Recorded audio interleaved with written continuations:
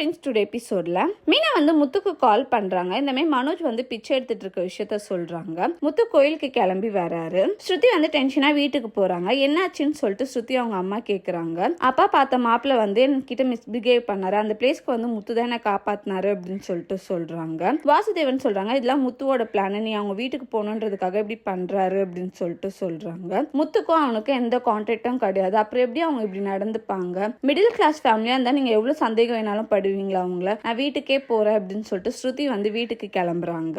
முத்து மனோஜை பார்த்து என்னடா இப்படி எல்லாம் பண்ணிட்டு இருக்க அப்படின்னு சொல்லிட்டு வீட்டுக்கு கூப்பிடுறாங்க. நான் கோடீஸ்வரன் ஆனதை தடுக்காத அப்படின்னு சொல்லிட்டு சொல்றாங்க. இதனால வீட்டுக்கு போய் பேசிக்கலாம் அப்படின்னு சொல்லிட்டு முத்து மனோஜை வீட்டுக்கு கூப்பிட்டு வராங்க. முத்து உன்னோட ட்ரெஸ் எங்க அப்படின்னு சொல்லி கேக்குறாரு. பார்க் ஃப்ரெண்டு கிட்ட இருக்கு அப்படின்னு சொல்லிட்டு மனோஜ் அவங்களுக்கு கால் பண்றாங்க. பட் அவர் தூங்கிட்டு இருக்கனால போன் எடுக்க மாட்டேங்கிறாரு. சரி கார்ல தானே போறோம் அப்படின்னு சொல்லிட்டு மனோஜ் அந்த பிச்சைக்கார கெட்டப்லயே கூப்பிட்டு வந்துடுறாங்க.